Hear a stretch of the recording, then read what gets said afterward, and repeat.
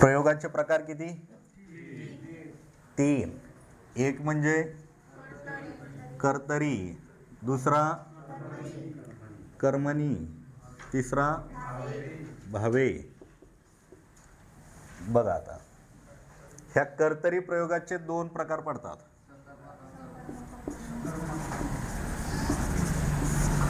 दुसरा ह्या कर्मणीचे टोटल 5 प्रकार पडतात. त्यामध्ये एक प्रधान कर्तृक, दुसरा नवीन कर्मणी, यालाच काय म्हणतात?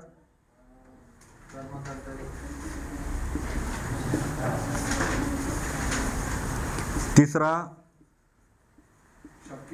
समापन, चौथा शक्य आणि 5वा प्रयोजक नाही, प्राचीन किंवा यालाच पुराण किंवा यालाच जुना कर्मणी. आणि याचे 3 प्रकार कोणकोणते? एक सकर्मक, एक अकर्मक आणि एक भावकर्तृक किंवा यालाच अकर्तृक म्हणतात. आणि एक चौथा प्रकार पडतो. कोणता आहे चौथा? संकर किंवा त्याचंच नाव मिश्र. याचे प्रकार 3.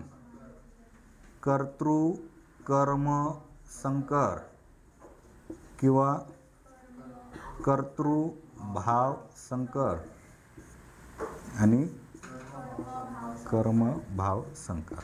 एवढे याचे उपप्रकार आहेत. लिहून घ्या.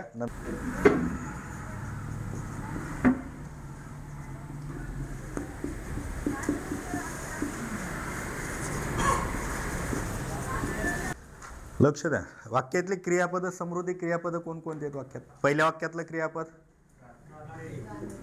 इथं एवढंच बघ, तिकडं नको बघू. आता ते प्रकार आहेत, तिकडं नंतर जाऊ आपण. गाते, गाणे नाही, गाते हे क्रियापद आहे. क्रियापद वाक्याच्या शेवटी येतं आणि त्यानं वाक्याचा अर्थ पूर्ण केला जातो. क्रियापद शिकलोत ना आपण. गाते, गाते, लिहिते, लिहिते, हे काय झालं? क्रियापद. गाणारी कोण? इथं गाणारी, इथं लिहिणारी, इथं पण लिहिणारी, म्हणजे हे काय झाले? वाक्यातले कर्ते झाले. बरोबर आहे ना? कर्ता, कार्य करणारे, म्हणून कार्य कर्ता म्हणतात त्याला. कार्य करते, हे कार्य करते है ना, कर्ता. बरं, कर्त्याला कुठं प्रत्यय लागलेला दिसायला का? एकही वाक्यामध्ये कर्त्याला प्रत्यय नाही. मग कर्त्याला प्रत्यय नाही म्हणजे याचा प्रकार कोणता असेल? कर्तरी है ना. म्हणजे याचा प्रकार कोणता असेल?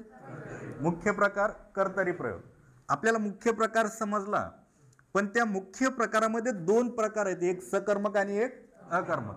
ते कसे ओळखायचे बघूया. पहिल्या वाक्यात नम्रतानं गायची क्रिया कोणावर केलेली? गाण्यावर. म्हणजे काय गाती ती? गाणे. म्हणजे वाक्यामध्ये कर्म आहे की नाही? कर्म आहे. मग कर्म असेल, ज्या कर्तरी प्रयोगाच्या वाक्यात कर्म असेल त्याला म्हणायचं सकर्मक कर्तरी. बरं, नम्रता छान गाते, कर्म आहे का? कर्म नाही. छानवर क्रिया घडायली का? त्या गाण्याची इथं ह्या गायन त्या क्रियापदाबद्दल अधिकची माहिती देतोय हा शब्द. हे झालं क्रियाविशेषण. कर्मच नाही वाक्यामध्ये. जसं इथं काय गाते? गाणे. इथं काय गाते? छान उत्तर येईल का? नाही येणार. कशी गाते? मग कशी किंवा कसा, कशी, कसे किंवा कोठे, किती आणि केव्हा, ह्या शब्दांनी जर प्रश्नाचं उत्तर मिळत असेल तर ते कधीच कर्म नसतं. हे आपण अगोदरच शिकलेलो आहे. कशी गाते? छान. कशीने उत्तर मिळेल म्हणजे हे कर्म नाही. मग ज्या वाक्यात कर्म नाही, कर्तरी प्रयोग तर आहे पण वाक्यात कर्म नाही, कर्म नसेल तर त्याला कोणता प्रयोग म्हणायचं? अकर्मक कर्तरी. क्रियापद नाही, अकर्मक कर्तरी प्रयोग. इथं कर्म होतं म्हणून हे सकर्मक कर्तरी. इथं समृद्धी निबंध लिहिते, लिहिण्याची क्रिया कशावर घडायली? इथं निबंधावर. किंवा काय लिहिते? निबंध. काय न उत्तर मिळालं म्हणजे कर्म आहे. मग ज्या कर्तरी प्रयोगाच्या वाक्यात कर्म आहे त्याला टाका सकर्मक कर्तरीत. समृद्धी सुंदर लिहिते, काय लिहिते? सुंदर. उत्तर मिळेल का? कशी लिहिते? मग कशीनं उत्तर मिळालंय म्हणजे ते कर्म नाही. पण खालच्या वाक्यात कर्म नाही म्हणजे ह्याचा प्रकार कोणता होईल? अकर्मक कर्तरी. म्हणजे सगळ्यात सोपी गोष्ट, कर्तरी अगोदर ओळखायचं, ते वाक्य कर्तरी आहे का. मग जर कर्तरी असेल तर कर्म आहे का बघायचं. ज्या कर्तरी प्रयोगाच्या वाक्यात कर्म आहे त्याला म्हणायचं सकर्मक कर्तरी. ज्या कर्तरी प्रयोगाच्या वाक्यात कर्म नाही त्याला म्हणायचं अकर्मक कर्तरी. किती सोपं आहे, एका एका ओळीमध्ये व्याख्या. ज्या कर्तरी प्रयोगाच्या वाक्यात कर्म आहे त्याला सकर्मक कर्तरी, ज्या कर्तरी प्रयोगाच्या वाक्यात कर्म नाही त्याला अकर्मक कर्तरी प्रयोग म्हणायचं. समजलं इथपर्यंत? हे दोन कार्यक्रम संपले. कर्तरी प्रयोग लिहून घ्यायची काही. कर्मणी प्रयोग. आता कर्मणी प्रयोगामध्ये आपल्याला माहिती आहे, कर्तरी प्रयोगामध्ये काय होतं, कर्त्याला प्रत्यय लागत नव्हता है ना, कर्माला प्रत्यय लागायचा. आणि काही काही वाक्यामध्ये कर्मच नव्हतं असं बघितलं आपण. आता हा कर्मणी प्रयोग आहे. कर्मणी याच्या नावामध्येच काय कर्म, म्हणजे वाक्यामध्ये काय असावंच लागतं, कर्म असावंच लागतो. कर्तरीमध्ये नावातच काय या ठिकाणी कर्ता. कर्तरी प्रयोगात कर्ता असावाच लागतो, त्याच्याशिवाय कर्तरी होणारच नाही. तसं कर्मणी प्रयोगात कर्म असावंच लागतं, त्याच्याशिवाय कर्मणी प्रयोग होणारच नाही. ठीक आहे. कर्मणी प्रयोगात कर्म असतंच, कर्म असतं म्हणतोय मी. कर्म असतं. इथं बघा, कर्माला प्रत्यय असतो का, आणि कर्त्याला प्रत्यय मात्र असतो. कर्त्याला असतो, कर्माला नसतो, आणि वाक्य भूतकाळी वगैरे असतं जे असेल ते. आता मग मी काही वाक्य लिहितो या ठिकाणी. आपल्याला कर्त्याला प्रत्यय दिसला पाहिजे. कर्त्याला प्रत्यय दिसला पाहिजे. बघा आता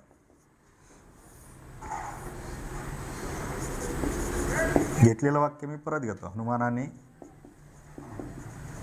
लंका जाळली, किंवा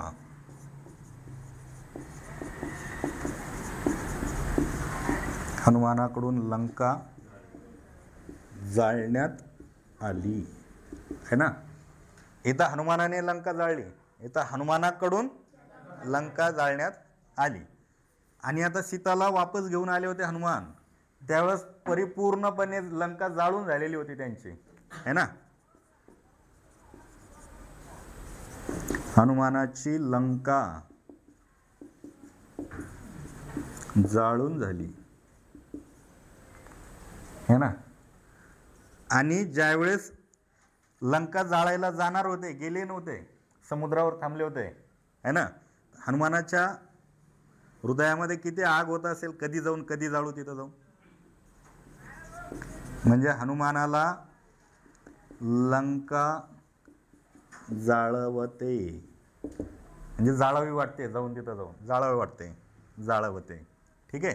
हे 4 वाक्य, आणि 5वं वाक्य नंतर घेऊ आपण. फक्त हे 4 वाक्य बघा, याच्या व्यतिरिक्त आपण दुसरे वाक्य घेऊ. फक्त इथं बघा, जाळणारे कोण आहेत या ठिकाणी, प्रत्येक ठिकाणी हनुमान है ना. प्रत्येक ठिकाणी हनुमान. हनुमानाला प्रत्यय लागलाय, इथं इथं प्रत्यय लागलाय, इथं प्रत्यय लागला, इथं प्रत्यय लागला. म्हणजे प्रत्येक ठिकाणी कर्त्याला प्रत्यय आहे की नाही. कर्त्याला प्रत्यय बघून घ्या. प्रत्येक ठिकाणचं कर्म लंका, लंकाला प्रत्यय आहे का कुठं, कुठंच प्रत्यय नाही, म्हणजे कर्माला प्रत्यय नाही. बरोबर आहे. कर्त्याला आहे, कर्माला नाही. म्हणजे 100% हे 4ही वाक्य कोणाचे असतील, कर्मणीचे. बरं, कर्मणीचे आहेत, पण नेमके कोणत्या प्रकारात घालायचे ते बघूया आपण. जेव्हा वाक्यातील कर्त्याला ने प्रत्यय लागलेला असेल, ने म्हणजे कोणाचा, तृतीयेचा. जेव्हा वाक्यातील कर्त्याला तृतीयेचा प्रत्यय लागलेला असेल तेव्हा त्याला म्हणा, कोणतंही वाक्य घ्या, ने प्रत्यय दिसला, कर्मणी आहे, पण कोणता कर्मणी, प्रधान कर्तृक कर्मणी. ठीक आहे. जर वाक्यातील कर्त्याला कडून प्रत्यय लागला, कडून, कडून किंवा द्वारे, हे 2च प्रत्यय लक्षात ठेवा, कडून किंवा द्वारे. हा जर प्रत्यय लागला तर 100% त्याचा प्रकार नवीन कर्मणी प्रयोग किंवा कर्मकर्तरी. हा एकमेव असा प्रकार आहे, क्रियापदात पण बघितलेला होता की ह्याच्या कर्त्याला हे प्रत्यय लागलेले असतात. कर्त्याला जर कर्त्याला चा ची चे च्या प्रत्यय लागलेला असेल तर क्रियापद 100% असंच असतं, ऊन हून प्लस झाला किंवा झाली किंवा झाले, झाला झाली झाले असंच क्रियापद असतं. जाळून झाली, खाऊन झाली, पिऊन झाली, बसून झाली, करवून झाली, अशा पद्धतीनं. हनुमानाची लंका जाळून झाली, म्हणजे आता जाळायचं काही बाकी राहिलं नाही, अख्खी लंका जाळून झाली है ना, पूर्ण झाली. मग ज्या क्रियापदातून क्रियेच्या समाप्तीचा बोध होतो त्याला समापन क्रियापद म्हणायचं, आणि समापन क्रियापदाचं वाक्य हे समापन कर्मणीचं असतं. समापन कर्मणी ओळखायचं कसं? कर्त्याला कुठला प्रत्यय लागलेला असतो? साचीचे म्हणजेच कोणाचा? षष्टीचा. षष्टीचा प्रत्यय लागला की त्याचा प्रकार कोणता सांगायचा? आणि शक्य, शक्य म्हणजे क्रिया करण्याची शक्यता. आपण वाक्य घेतलेलं होतं बघा, बाबाला सुपारी खाववते, घेतलं होतं का? खाववते है ना. माझ्या दुखऱ्या हाताने निबंध लिहवतो, ठीक आहे ना. मग आता या ठिकाणी बघा, खाववते, जाळवते, क्रियापदाला वते ववते असे प्रत्यय लागलेले आहेत. जर क्रियापदाला वते ववते प्रत्यय असेल आणि कर्त्याला ला प्रत्यय, ला म्हणजे कोणाचा? चतुर्थीचा. द्वितीयेचा प्रत्यय फक्त कर्मालाच लागतो. मग सलाना ते दुसऱ्या शब्दाला जर लागला तर तो चतुर्थीचा असतो. मग जर कर्त्याला चतुर्थीचा प्रत्यय लागलेला असेल आणि क्रियापद वते ववते असा असेल तर त्याचा 100% प्रकार कोणता? शक्य कर्मणी. किती सोपं आहे. आणि समापन, पुराण किंवा प्राचीन, समापन, पुराण किंवा प्राचीन ह्याच्या नावामध्ये त्याचा अर्थ आहे. जुनं वाक्य दिसलं, जुन्या काळातलं प्राचीन किंवा पुराण, पुराण जर वाक्य दिसलं की त्याचा प्रकारच पुराण टाकून द्यायचा. जुनं वाक्य म्हणजे संस्कृत मधलं वाक्य. बघा, तो काय कर्म करीजे, लघुलेखराने. पुढचं घेतलं चालतं, नाही घेतलं तरी चालेल. करीजे, क्रियापदाला कुठला प्रत्यय लागलेला असतो? जे. संस्कृत मधलं वाक्य आलं की समजून जायचं त्याचा प्रकार कोणता आहे? प्राचीन.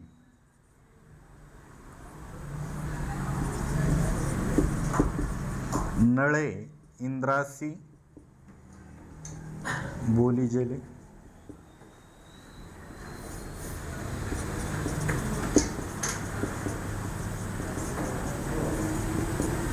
जे, क्रियापदाला जे प्रत्यय लागलेला असतो, बोली जेले. संस्कृत मधलं वाक्य आलं की ते प्राचीन किंवा पुराण मध्ये टाकून द्यायचं. अशा प्रकारे हे 5 प्रकार आहेत, बघून घ्या. ओळखायची सगळ्यात सोपी ट्रिक्स, कर्त्याला ने प्रत्यय लागला, ने नी म्हणजे तृतीयेचा प्रत्यय लागला, प्रधान कर्तृ. कडून प्रत्यय लागला, नवीन है ना. चाचीचे प्रत्यय लागला की समापन, सलानाते प्रत्यय लागला की शक्य, आणि संस्कृत मधलं वाक्य आलं की पुराण किंवा प्राचीन. लक्षात राहील का? मग रामायण कधी संपलं, आपण महाभारतात आलो. तुम्ही रामायणाच्या सांगायला गोष्टी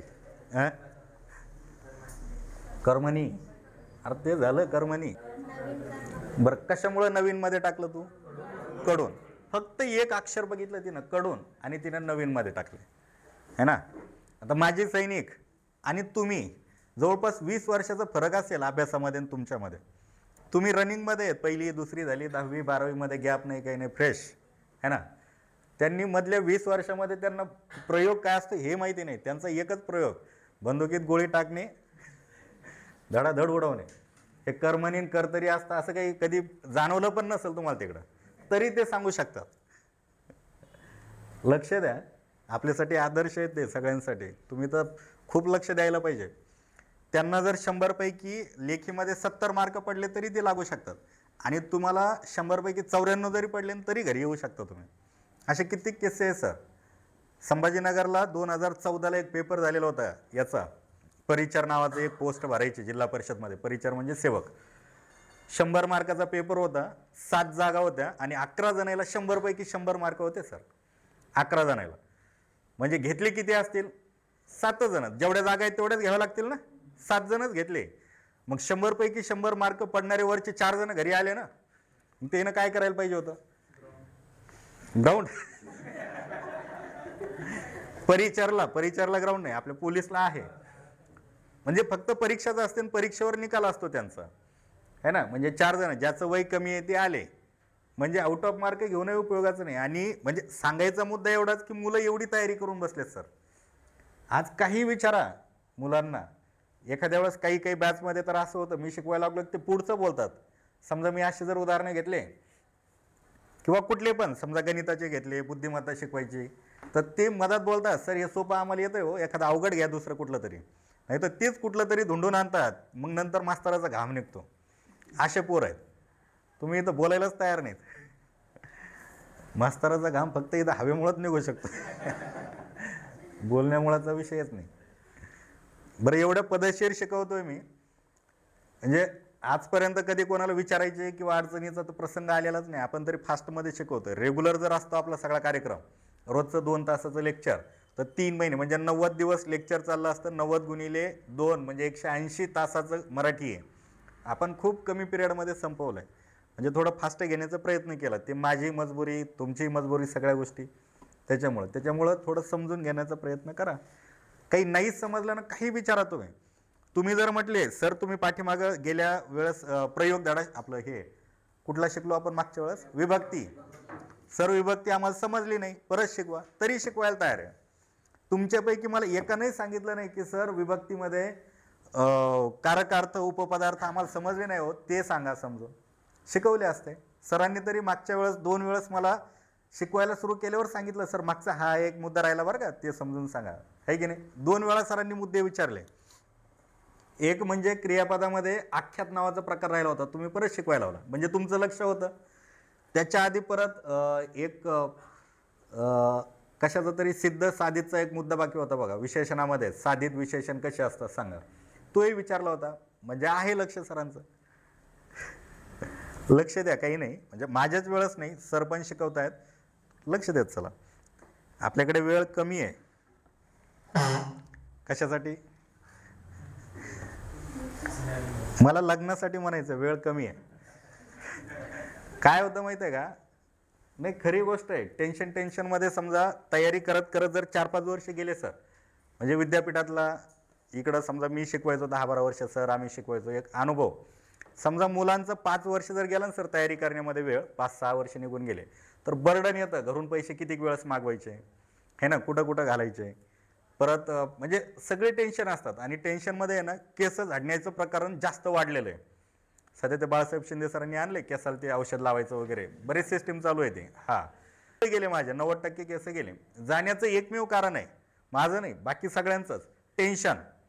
आणि टेन्शनचं कारण एकच, नोकरी नाही, है ना, प्रपंच नाही, घरून पैसे किती वेळ घ्यावं, है ना. आणि नंतर मग एकदा केस गेले की ह्या पोरी केस गेलेल्याला काही निवडत नाहीत. हे टेन्शन आहे. याला कमी दिवस राहिले म्हणतो मी, केस जायला. केस जायच्या अगोदर कार्यक्रम करा.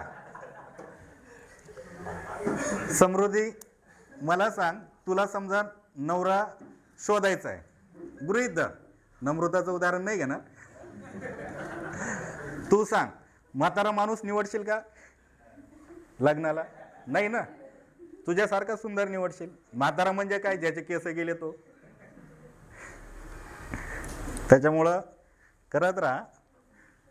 म्हणजे तुम्हालाच म्हणून म्हणीन बरं का, सगळ्यांना सांगतोय.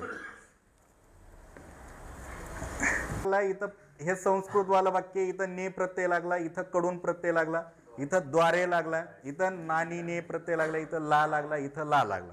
ह्या प्रत्ययावरूनच ठरवायचं आहे. प्रधान कर्तृकचा असेल तर ने, नवीनसाठी कडून किंवा द्वारे प्रत्यय लागतो. समापनला हे चाचीचे लागतो. क्रियापदाला ऊन झाले, शक्यला सलानाते प्रत्यय लागतो. एवढ्यावरूनच लक्षात येतं. संस्कृतवाला वाक्य असलं की पुराणमध्ये टाकून द्या, प्राचीनमध्ये टाकून द्या. चाचीचे प्रत्यय लागला, इथंच लक्षात येतं. कशामध्ये टाकताल? समापनमध्ये.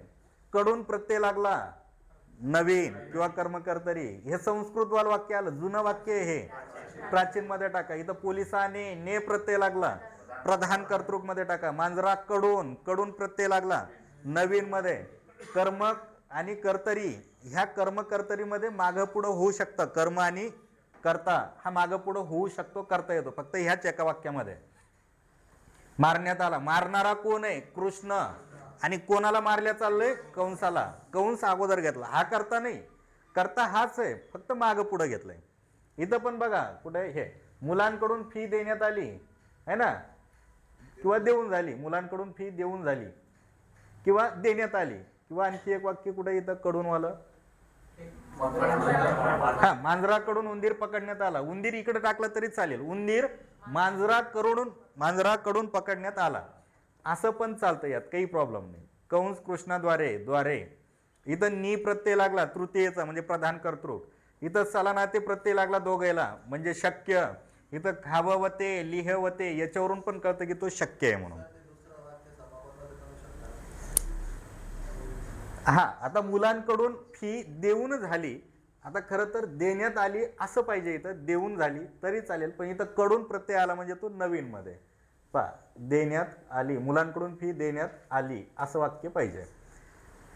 आता हा नवीन कर्मणी तुम्ही विचारला म्हणून ह्याच्यात आणखी पुढे जाऊन सांगतो मी. बघा तुम्ही विचारत राहा मुद्दे काही पण, हा समजा थोडं पण जरी काढलं तरी मला लक्षात आलं की त्यातला मुद्दा मी खोलात जाईल. आता हा नवीन कुठून तयार झाला किंवा कसा तयार झाला बघा.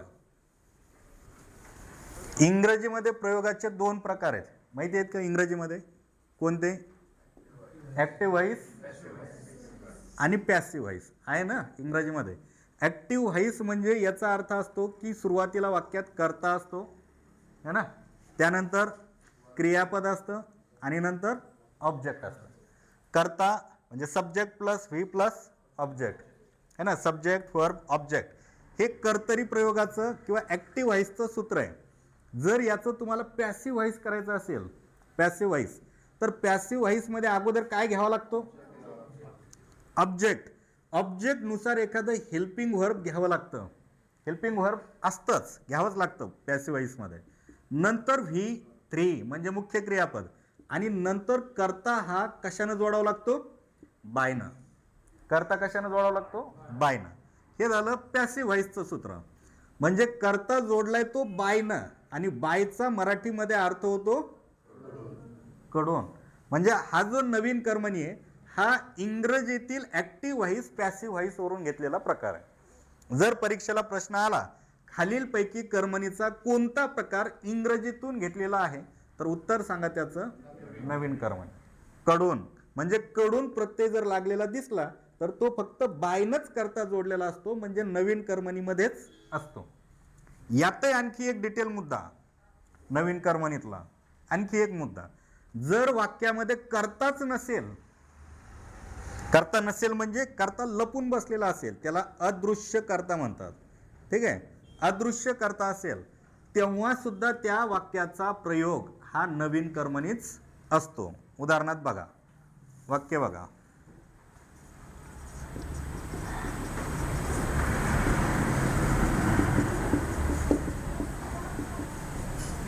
अंगणातील झाड तोडण्यात आले किंवा सभेत पत्रके वाटण्यात आली किंवा वऱ्हाड्यांना अक्षदा वाटण्यात आल्या किंवा वर्गात नोटीस फिरवण्यात आली. आता हा मुद्दा काढला यांनी म्हणजे नवीनचा आहे का ते वाक्य, त्या क्रियापदावरून आठवलं आणि इकडे आलो आपण, नाहीतर भावे संपला असता आतापर्यंत. आता लक्ष द्या, हे बघा, अंगणातील झाड तोडण्यात आले किंवा सभेत पत्रके वाटण्यात आली, वऱ्हाड्यांना अक्षदा वाटण्यात आल्या किंवा वर्गात नोटीस फिरवण्यात आली.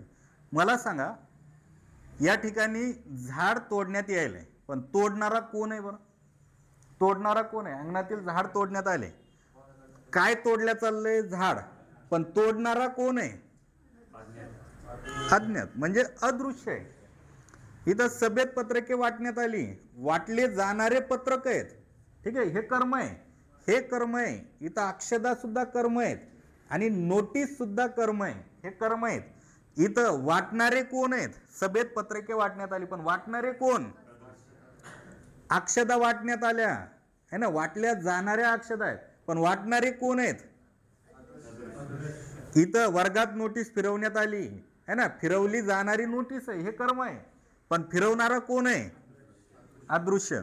आता जो अदृश्य आहे त्या ठिकाणी तुमच्या मनानं काहीतरी जोडा, एखादा कर्ता टाकून द्या.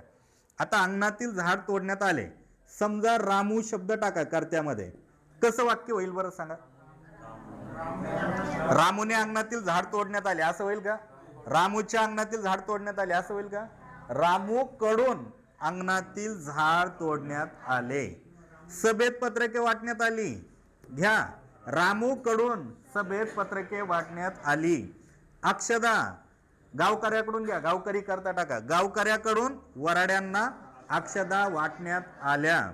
इथं वर्गात नोटीस फिरवण्यात आली, नौकर घ्या, नौकराकडून वर्गात नोटीस फिरवण्यात आली. म्हणजे जेव्हा क्रियापद अशा प्रकारे असतं, तुम्हाला असं वाटतं की ह्या वाक्यातला कर्ता आहे पण तो अदृश्य आहे, तेव्हा अदृश्य कर्त्याला सुद्धा कडून प्रत्यय लागलेला असतोच आणि अदृश्य कर्त्याचं वाक्य सुद्धा नवीन कर्मणीचं असतं. लक्षात राहील का? अदृश्य कर्ता जर असेल तर त्याचंही उत्तर नवीन कर्मणी असतं. हे खूप पुढचा मुद्दा आहे, लक्षात राहत असेल तर बघा, लक्षात ठेवून घ्या. हे समजले का? मग कर्मणीचे 5 प्रकार. आता पुढचा भावे प्रकार बघूया आपण. मोडू काय हे? हा, सर्वांना समज देण्यात आली, पण देणारे कोण? सर असतील. सरांकडून सर्वांना समज देण्यात आली, किंवा मुख्याध्यापकांकडून सर्वांना समज देण्यात आली, किंवा पोलिसांकडून सर्वांना समज देण्यात आली. म्हणजे कर्ता जो कोणी असेल तो कडून हा प्रत्यय लागूनच येत असतो कर्ता.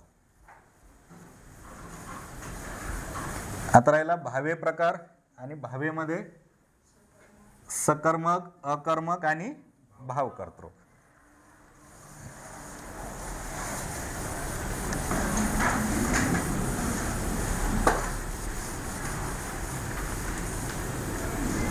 आता बघा इथं भावकर्तृक तिसरा आहे, तो भावकर्तृक. आता हा कर्तरी प्रकार बघितला आपण, बरोबर आहे ना? कर्तरी, कर्तरीमध्ये कोणाची गरज होती बरं? कर्त्याची गरज होती, बरोबर आहे. कर्ता आहे म्हणूनच त्याचा कर्तरी प्रयोग होऊ शकतो. कर्मणी प्रयोगामध्ये कोणाची गरज होती? कर्माची गरज होती. कर्म होता म्हणूनच त्याचा कर्मणी करता आला, है ना? हा भावे प्रयोग मात्र असा आहे की त्यात कदाचित तिघही असू शकतात, कर्ता, कर्म, क्रियापद, किंवा फक्त कर्ताच आहे, काय नसू शकतं? कर्म नसू शकतं, किंवा वाक्यात कर्ताही नसतो आणि कर्मही नसतं. म्हणजे भावे प्रयोगामध्ये दोन्ही असतील, किंवा कर्म नसेल, किंवा दोघंही नसतील. कशाचीच गरज नसते, कशाचीच गरज नसते. जेव्हा तिघे असतात तेव्हा त्याला सकर्मक भावे म्हणायचं. जेव्हा वाक्यामध्ये सकर्मक, सकर्मक भावे, हा. जेव्हा वाक्यात कर्म नसतं तेव्हा अशा भावे प्रयोगाला कोणतं म्हणायचं? अकर्मक. आणि जेव्हा वाक्यात कर्ताच नसतो, कर्ता नसलेल्या वाक्याचा प्रयोग भावकर्तृक असतो. भावकर्तृक उदाहरणात बघा. आता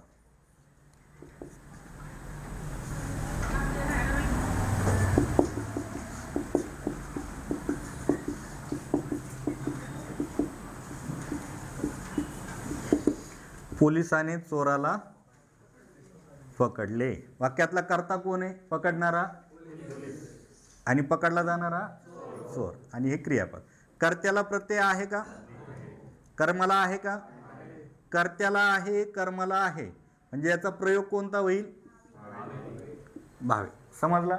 पण ह्या भावे प्रयोगाच्या वाक्यामध्ये कर्म आहे की नाही? आहे ना. कर्म आहे म्हणजे हा भावे आहे, पण कोणता भावे होईल? सकर्मक भावे. सरांनी,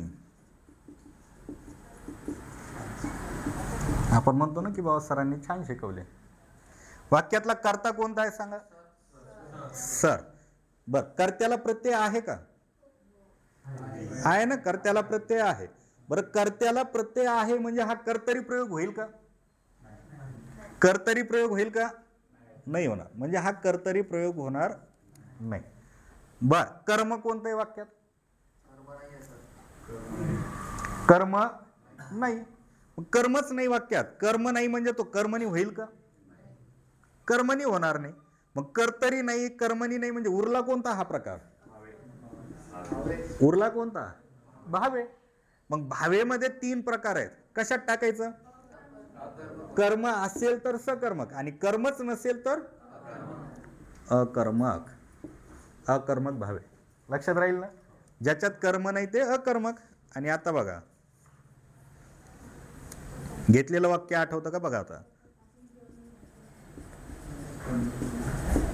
पंढरपूरला जाताना कुर्डुवाडी जवळ उजाडले किंवा मावळले, कोणतंही घ्या. मला सांगा आता वाक्यातला कर्ता कोणता आहे? उजाडणार पंढरपूर होईल का? का कुर्डुवाडी? अदृश्य नाही, कर्ताच नाही. ह्या संपूर्ण वाक्याचा भाव उजाडले ह्या क्रियापदात दाखवलेला आहे. उजाडले एवढंच बोलायचं होतं, पण पंढरपूरला जाताना कुर्डुवाडीजवळ उजाडले, किंवा गावाकडे जाताना परभणीला उजाडले. आपण बाकीचे शब्द सहज टाकले. ना वाक्यात कर्ता आहे, ना वाक्यात कर्म आहे. मग कर्ताही नाही आणि कर्मही नाही. कर्ता नाही म्हणजे तो कर्तरी होणार नाही, कर्म नाही म्हणजे तो कर्मणी होणार नाही, म्हणजे उरला एकच भावे. भावे. जर वाक्यात कर्म असतं तर ते सकर्मक भावे झालं असतं. फक्त वाक्यात कर्म नसतं तर ते अकर्मक झालं असतं. पण वाक्यात कर्ताही नाही, कर्मही नाही, म्हणून याचा कोणता भावे? भावकर्तृक भावे, किंवा कर्ता नसल्यामुळे याचं दुसरं नाव अकर्तृक भावे. अकर्तृक म्हणजे कर्ताच नाही, म्हणून अकर्तृक भावे. अशा प्रकारे भावेचे 3 प्रकार. ज्या भावेमध्ये कर्म आहे तो सकर्मक भावे, ज्या भावेमध्ये कर्म नाही तो अकर्मक भावे, आणि ज्या भावेमध्ये कर्ताही नाही कर्मही नाही त्याला भावकर्तृक भावे म्हणायचं. भावकर्तृक भावे. इथपर्यंत समजलं का? बघा, एक शेवटचा मुद्दा घेऊ आपण आणि थांबू. पण शेवटचा मुद्दा ह्या चौघांसाठी घ्यायचा की नको? घ्यायचा का?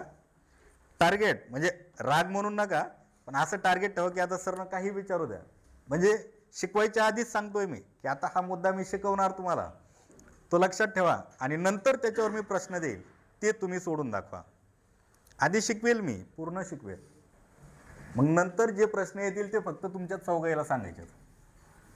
तुम्ही चौघ आणि ही 5वी दिली आहे.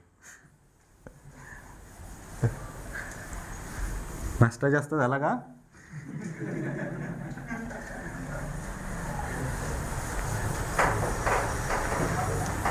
चला, पुढचा कुठला प्रकार आहे सांगा? भावकर्तृक झालाय. संकर. पुढचा प्रकार शिकायचा आपल्याला संकर. आता काळजीपूर्वक बघा, संकर प्रयोग नंतर वाक्य घेईल. आधी समजून सांगतो, नंतर डायरेक्ट वाक्य घेतो, मग वाक्याचे प्रकार तुम्ही सांगा चौघांपैकी. एकदम सोपा आहे. संकर. संकर म्हणजे मिश्र. राहुल गांधी संकर म्हणजे बघा, संकर प्रयोग. आता कोणकोणते संकर असतात बघा यामध्ये? एक तर कर्तरी प्रयोग आणि कर्मणी प्रयोग, ह्या दोघांचे गुणधर्म ज्या प्रयोगामध्ये दिसतात, प्रयोग ह्या दोघांचेही प्रकार किंवा गुणधर्म छटा ज्या प्रकारात दिसतात त्याला म्हणायचं कर्तृ कर्म संकर. हा संकर. ज्या वाक्यामध्ये कर्तरीचे आणि भावेचे गुणधर्म एकत्र दिसतात, दोघांचे गुणधर्म एकाच वाक्यात दिसतात, त्याला म्हणायचं कर्तृ भाव संकर. आणि ज्या वाक्यामध्ये कर्मणीचे आणि भावेचे दोघांचे गुणधर्म एकाच जागी दिसतात, एकाच वाक्यात दिसतात, त्याला म्हणायचं कर्म भाव संकर. इथपर्यंत लक्षात आलं का? सध्या हे नावं कसे तयार झाले ते? ठीक आहे. आता बघा, वाक्यामध्ये काय काय असतो? कर्म आणि क्रियापद, हे 3च घटक आहेत. बघा, नाही लिहिलं तरी पटकन लक्षात राहून जातं, काही विषय नाही. लिहायचं तर कामच नाही खरं तर. आता तुमच्या तिघायला उत्तरं सांगायची म्हणजे तुम्ही लिहिण्यापेक्षा लक्षच द्या.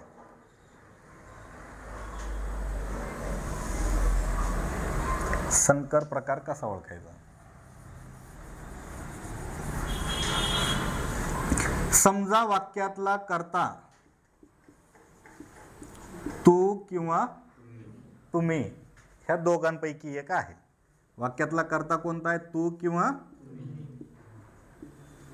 तुम्ही ह्या दोघांपैकी एक आहे. आणि क्रियापदाला स किंवा त, स किंवा त असा प्रत्यय लागलेला आहे.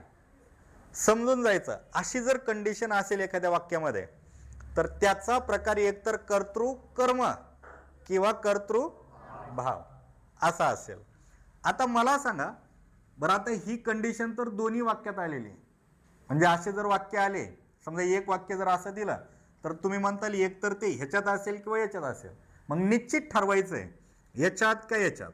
तर मग कसं बघा, मला सांगा कर्म, कर्मणी प्रयोगात कर्माला प्रत्यय असतो का? कर्मणी प्रयोगात कर्माला प्रत्यय नसतो. कर्मणी प्रयोगात कर्माला प्रत्यय नाही. मग जर कर्माला प्रत्यय नसेल, ही फुल्ली म्हणजे प्रत्यय हा, जर कर्माला प्रत्यय नसेल तर तो एक नंबरच्या प्रकारात टाकून द्या. जर कर्माला प्रत्यय असेल तर तो कशा टाकून द्या? कर्तृभाव मध्ये. आणखी एक मुद्दा मला सांगा, भावे प्रयोगामध्ये कर्म असेलच असं काही आहे का? नाही. म्हणजे कर्म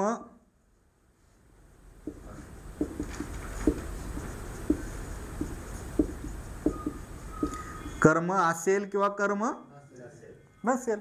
पण जर कर्म असेल तर त्याला काय दिसेल? प्रत्यय दिसेल. प्रत्यय दिसेल. वाक्य घेतो आता.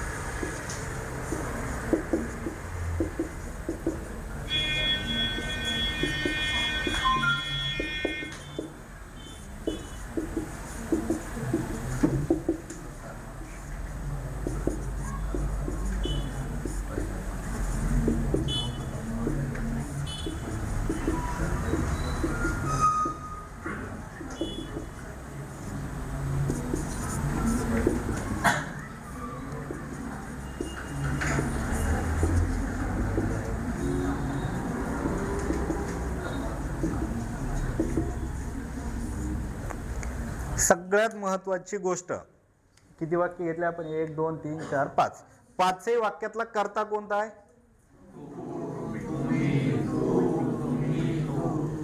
पाचही वाक्यातल्या क्रियापदाला कुठला प्रत्यय लागलेला दिसायला? तुम्ही असेल तर त लागतं आणि तू असेल तर स लागतं. त्याचं जाऊ द्या. ह्या कंडिशन नुसार तू, तुम्ही किंवा स त प्रत्यय आहे. बरोबर आहे ना? मग आता पहिलं वाक्य, याला नंबर देतो मी. पहिलं वाक्य, दुसरं वाक्य, तिसरं वाक्य, चौथं वाक्य, पाचवं वाक्य. पहिलं वाक्य कोणत्या प्रकारात टाकतात? कर्तृ कर्मणी का कर्तृभाव? कर्तृ म्हणजे 1 नंबर मध्ये का 2 नंबर मध्ये? 1 नंबर मध्ये. बाकीचे कशात टाकतात? बाकीचे 2 मध्ये टाकेल. चुकू द्या, चुकला तर काही विषय नाही. पहिल्यात जर टाकायचं असतं तर कर्माला प्रत्यय यायला नव्हता पाहिजे. मधात फुल्ली मारलेली दिसायली ना, फुल्ली, ती फुल्ली म्हणजे कर्माला प्रत्यय नसायला पाहिजे. बरं, पहिल्या वाक्यातलं कर्म कोणतं आहे सांगा मला? सर है ना, सर. त्याला प्रत्यय आहे की नाही?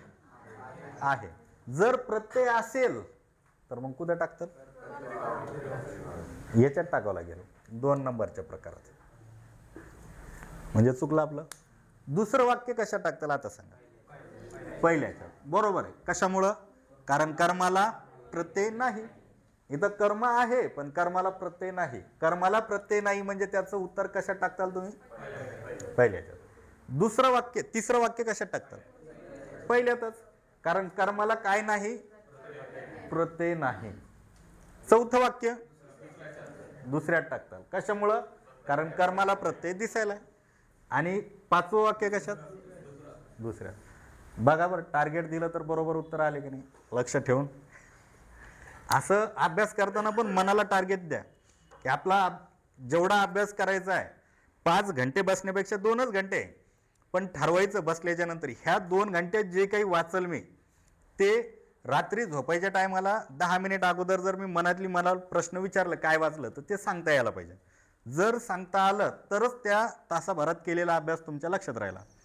जर समजा रात्रभरात किंवा झोपायच्या टायमाला फक्त 10 मिनिटांना अगोदर आठवायचं सरांनी काय शिकवलं किंवा आपण काय वाचलं, हे जर तुम्हाला नाही आठवलं की समजून जायचं अख्खा दिवस पाण्यात गेला.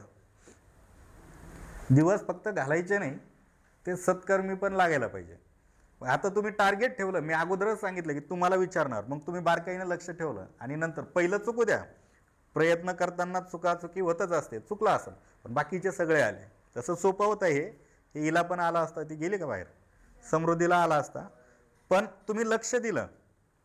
तसं अगोदर पण मी जे विचारलो ते सोपंच होतं, ते चुकलं होतं तुमचं, हे आलं. तसं टार्गेट ठेवून करा.